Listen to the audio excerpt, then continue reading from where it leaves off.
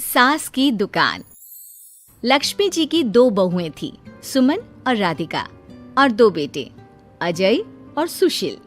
लेकिन लक्ष्मी जी के बहू बेटे उनको अपने साथ रखने को तैयार नहीं थे।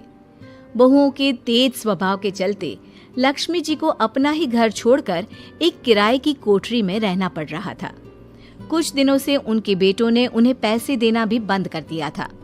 ऐसी स्थिति में लक्ष्मी जी ने अपनी जमा पूंजी से एक छोटी सी दुकान खोली।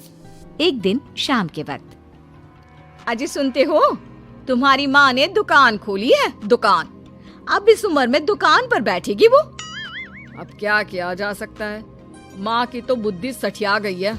मोहल्ले में मजाक बनाएंगे सब हमारा।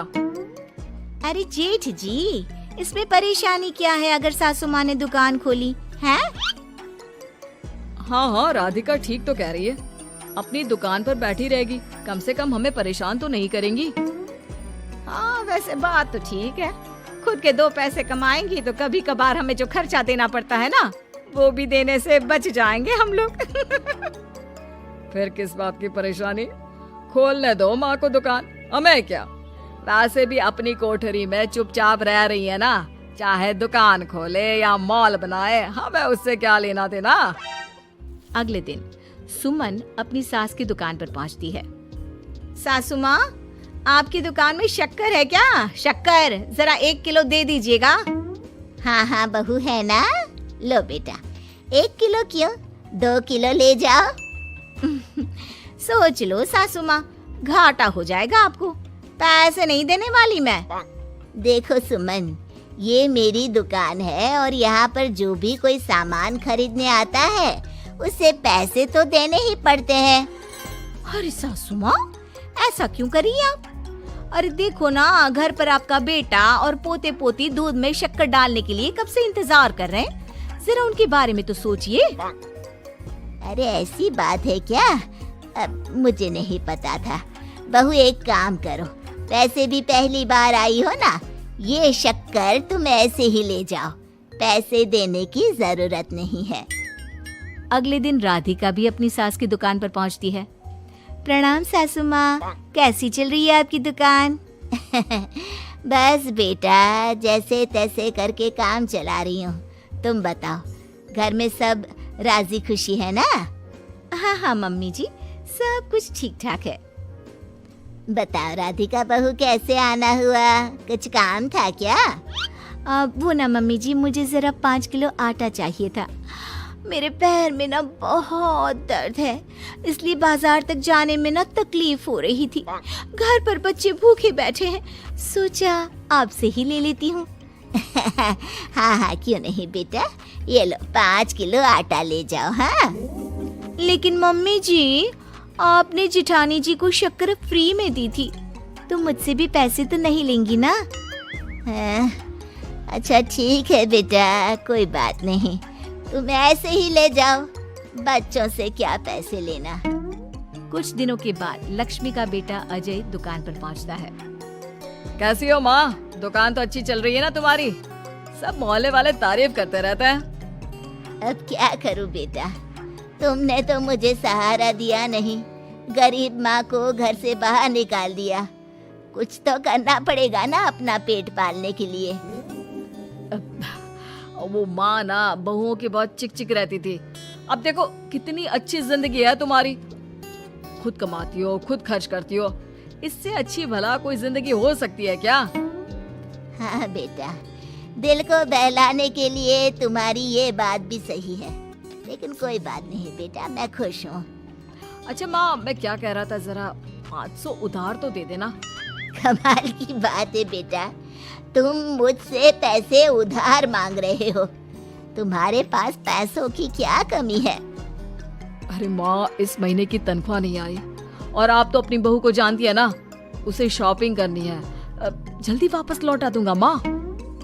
ठीक है बेटा, ये लो 500 रुपए, लेकिन देखो कुछ दिनों में वापस दे देना, मुझे अपनी दुकान के लिए माल भी तो खरीदना है। हाँ हाँ ठीक है माँ, जल्दी पैसे लौटा दूंगा।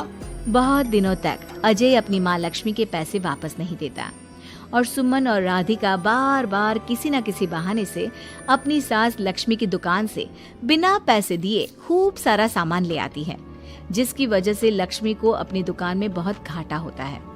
फिर एक दिन जब राधिका सामान लेने के लिए लक्ष्मी की दुकान पर पहुंचती है, सासू माँ, जरा वो 1 किलो दाल तो देना।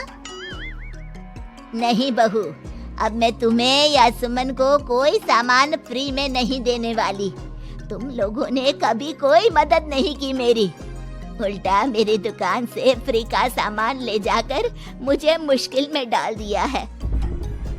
लेकिन मम्मी जी, हम तो आपके बच्चे हैं ना। अगर इतना ही मेरे बच्चे हो तो फिर मुझे घर से बाहर क्यों निकाल दिया? देख बहू, अब मैं तुम्हें 1 रुपए का सामान भी फ्री में नहीं दूंगी। और जाकर सुमन को भी कह देना, आए दिन तुम्हारा पति मुझसे उधार ले जाता है और वापस भी नहीं लौट आता।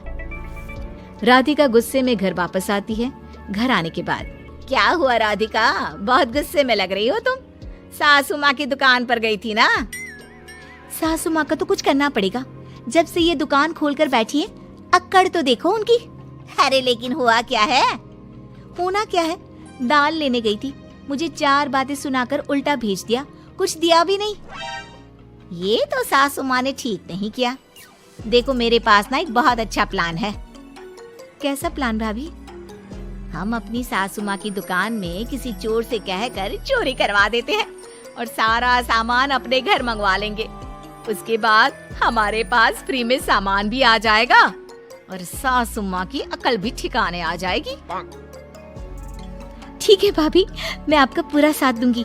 आप जल्दी से ये काम करवा दीजिए। और 2 दिनों के बाद सुमन और राधिका एक चोर से मिलकर लक्ष्मी की दुकान में चोरी करवा देते हैं। हे भगवान, ये क्या हो गया? इस उम्र में जैसे तैसे अपना गुजारा कर रही थी, लेकिन चोर मेरा सारा सामान लेकर चले गए। अब क्या होगा? तभी वहाँ पर राधिका और सुमन पहुँच जाती है। क्या हुआ सासू माँ, बहुत दुखी लग रही हैं आप। अरे क्या बताऊं, मेरी दुकान का सारा माल चोरी हो गया। अब अगर आप अपने ही बहू बेटे को सामान नहीं देंगी तो ऐसा तो होगा ना सासू माँ।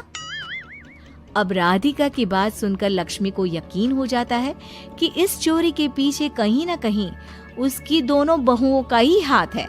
लक्ष्मी एक प्लान बनाती है। पैसे उधार लेकर अपनी दुकान में फिर से खूब सारा सामान ले आती है। अरे भाभी, देखा आपने, सासू माँ की दुकान तो फिर से सामान से भर गई है। हाँ वही तो, मैं तो सोच रही थी कि एक बार में उनकी अकल ठिकाने आ जाएगी, पर लगता है फिर से कुछ करना पड़ेगा। लेकिन अब हम क्या कर सकते हैं? अरे वही जो हमने पहले किया था। इसका मतलब फिर से चोरी करवाएंगे? हाँ, उसके बिना हमारा काम कैसे चलेगा? और इस बार चोरी करने हम दोनों चलेंगे, कुछ नहीं छोड़ेंगे उनकी दुकान में। सुमन और राधिका दोनों मिलकर लक्ष्मी की दुकान में चोरी कर लेती हैं और सारा सामान चुपचाप अपने घर के स्टोर में लाकर रख देते हैं। लेकिन सुबह होते ही लक्ष्मी पुलिस लेकर सुमन और राधिका के घर पहुंच जाती है। इंस्पेक्टर साहब, मेरी इन दोनों बहुओं ने ही घर में चोरी की है। अरे ना ना इंस्पेक्टर साहब, ये हम पर झूठा इल्जाम लगा रही हैं। अरे हम क्यों इनकी दुकान में चोरी करने लगे? माँ, आपको शर्म नहीं आती अपनी बहू पर झूठा इल्जाम लगाते हुए? हाँ माँ, हम आपके बेटे हैं और ये आपकी बहुएं हैं, आप ऐसा कैसे कर सकती हैं? लक्ष्मी जी, क्या आपके पास कोई सबूत है? अरे इंस्पेक्टर साहब, आप इनकी बातों में मत आइए। ये हमारी माँ है और इनकी दिमागी हालत ठीक नहीं है, इसीलिए तो हमसे अलग रहती हैं। इंस्पेक्टर साहब, मेरी दिमागी हालत बिल्कुल ठीक है और मेरे पास इन दोनों के खिलाफ बहुत बड़ा सबूत है। बताइए, क्या सबूत है आपके पास? आप जरा मेरी दोनों बहुओं के हाथ पानी से धुलवा दो, फिर सब कुछ साफ साफ पता चल जाएगा। अरे हाथ पानी से धोने से क्या होगा माँ? आप दोनों मेरे सामने अपने हाथों पर पानी डालिए। जैसे ही राधिका और सुमन अपने हाथ पानी में डालती हैं, उनके हाथों का रंग लाल हो जाता है और ये देखकर सब लोग हैरान रह जाते हैं। अरे ये क्या, तुम्हारे हाथों का रंग अचानक से लाल कैसे हो गया? क्योंकि मैंने अपनी दुकान के सारे सामान पर एक तरह का केमिकल लगा कर रखा था। मुझे पता था जो भी चोरी करने आएगा वो सामान को अपने हाथों से उठाएगा और उसके हाथों पर रंग लग जाएगा। अरे माँ, आप तो बहुत चालाक निकली। इसे चालाक नहीं बेटा, बुद्धिमान कहते हैं। और जिसके तुम्हारे जैसे बहू बेटे हो उसे थोड़ा बहुत तो अपनी अकल से काम लेना ही पड़ता है ना। शर्म नहीं आती आप लोगों को अपनी ही माँ को परेशान करते हुए? हमें माफ कर दीजिए सासू माँ, हम आइंदा ऐसी गलती कभी नहीं करेंगे। और हाँ, आपको अपने साथ रखेंगे, आपकी सेवा करेंगे और पूरी इज्जत भी देंगे। हमें माफ कर दीजिए।